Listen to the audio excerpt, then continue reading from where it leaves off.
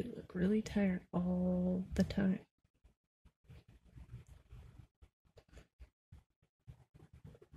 Oh, I am tired.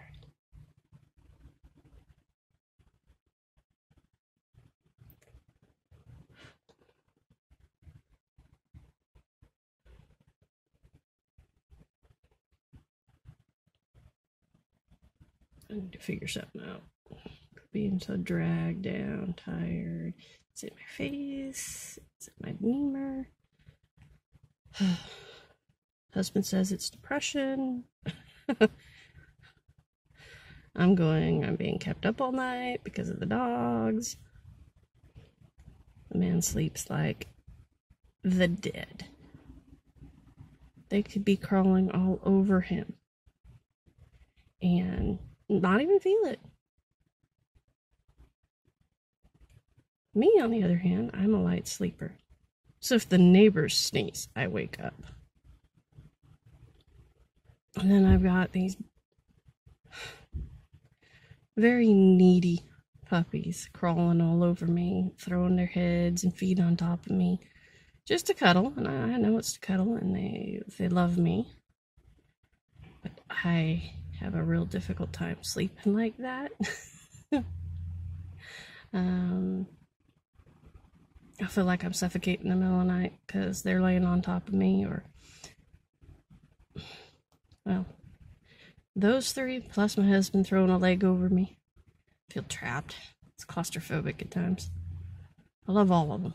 I really, really, really, really, really, really, really do. It's just, I've got to be able to get some sleep, real sleep, so that I don't look like I am completely run down all the time. Just brought to my attention, well, you need to get some more vitamin D. Well, I go outside, I do things in it, but it's winter. It's dark, it's dreary, it's perfect. I mean, I'm not going to turn into a bright red lobster person in this kind of weather, which is good because, you know, being allergic to sunlight is a real downer when you're an outdoorsy type person. And because we don't have any wooded area of our own yet, I really don't like wandering around, because way up here in the Cascades, people are very suspicious of anybody wandering around on their property. And it's shoot first, maybe the last questions later.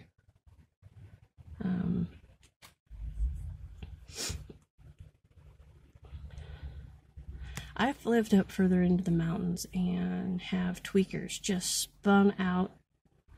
I mean, horribly spun out, screaming and yelling.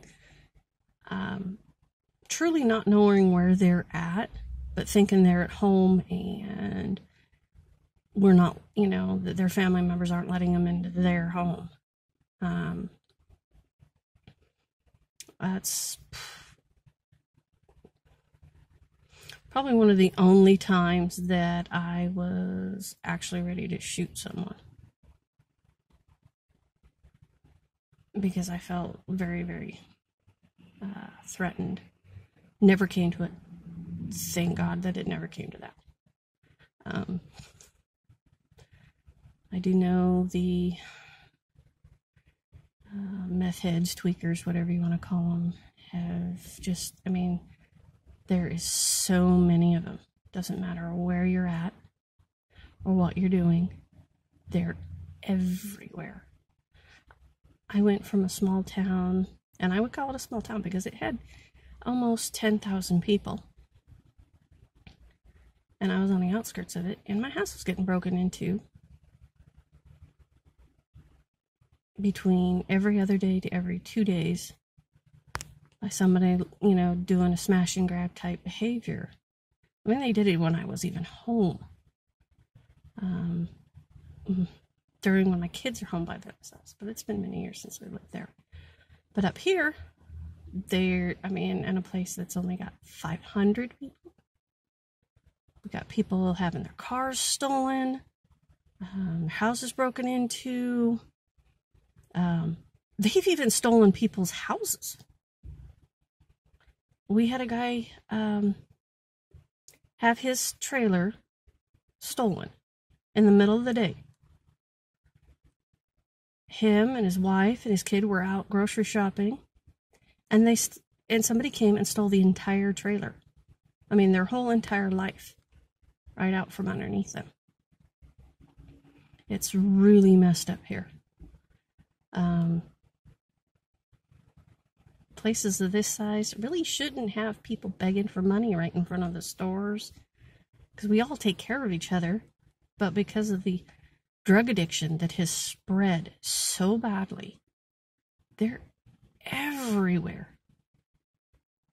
It's heartbreaking, but sometimes you just got to be cold and tell them, hey, you put yourself into this position.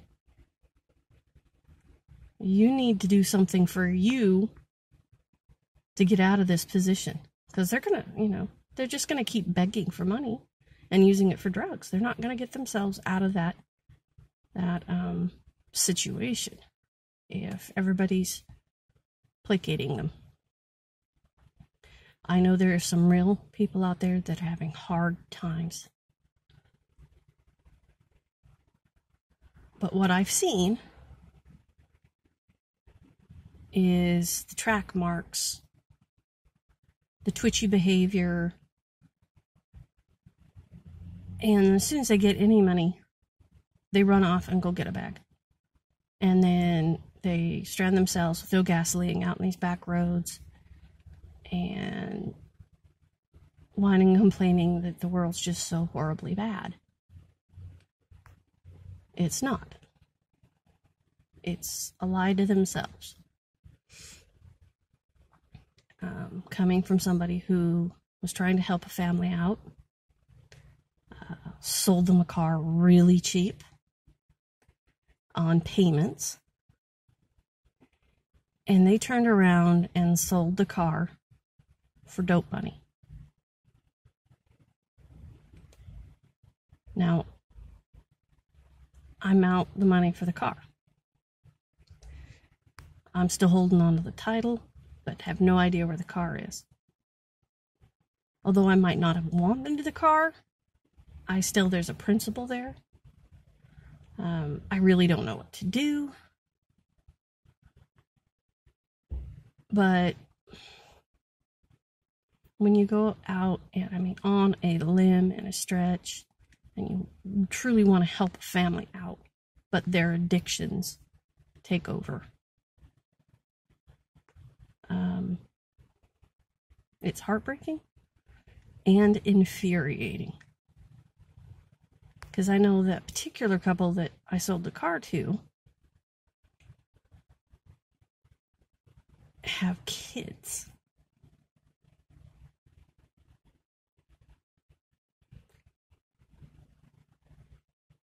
Those kids aren't getting what they need.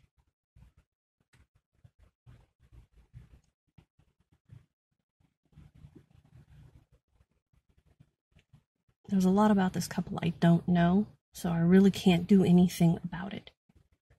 I just really, really hope and pray that they get help, they find sobriety, and come back to humanity.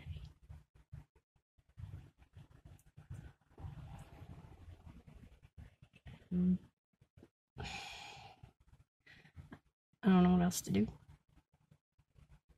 for people like that.